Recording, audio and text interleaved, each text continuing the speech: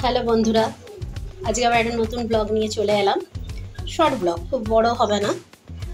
ইলিশ মাছের ডিম নারকেল দিয়ে কিভাবে ভাজবো, দয়া করে পুরো ভিডিওটা দেখবেন, স্কিপ করবেন না। আর ভালো লাগলে অবশ্যই কমেন্টসে জানাবেন, লাইক করবেন, সাবস্ক্রাইব করে পাশে থাকবেন। ইলিশ মাছের ডিম ভাজার জন্য ইলিশ মাছ নিয়েছি, এখানে লঙ্কা কুচিয়ে রেখেছি, আর এটা নারকেল নিয়েছি। এবার অল্প তেলে এটার মধ্যে নুন আর হলুদ মিশিয়ে কড়াতে আমি ভাজবো, আপনারা দেখতে থাকুন। এই যে অল্প করে নুন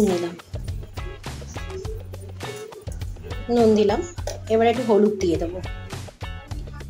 এবার অল্প হলুদ দিয়ে দিলাম, দিয়ে হালকা করে হাত দিয়ে মেখে নেবো। মেখে নিয়ে অল্প তেলে এটাকে ফ্রাই করব।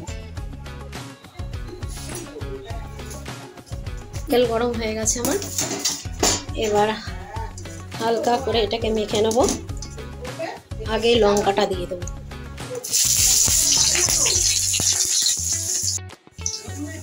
এবারে মাছের ডিমগুলো দিয়ে দেবো আস্তে করে, আবার ফাটে ভয় করে আমার খুব করে।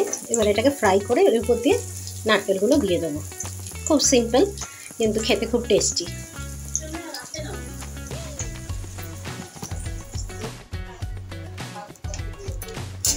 এই যে প্রায় আমার ভাজা ভাজা হয়ে গেছে, আর হালকা করে আমি একটুখানি শুধু চিনি দিয়েছি, তার কারণ নারকেলটা আছে বলে। আমার ভাজা হয়ে গেছে, এইটা আমার ভাজা ভাজা হয়ে গেছে। এবার যে নারকেলটা আমি কুড়িয়ে রেখেছিলাম এগুলো দিয়ে দেবো।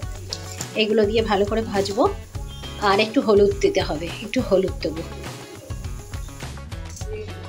রেডি হয়ে গেছে আমার রান্না, ইলিশ মাছের ডিম দিয়ে নারকেল কুড়িয়ে তার সাথে ফ্রাই করা। আমার তো টেস্ট খুব ভালো লাগে, আপনারা অবশ্যই ট্রাই করে দেখবেন। যদি ভালো লাগে অবশ্যই কমেন্টসে জানাবেন। আর সবাই অনেক ভালো থাকবেন, সুস্থ থাকবেন। আবার নেক্সট ব্লগে দেখা হবে। টাটা।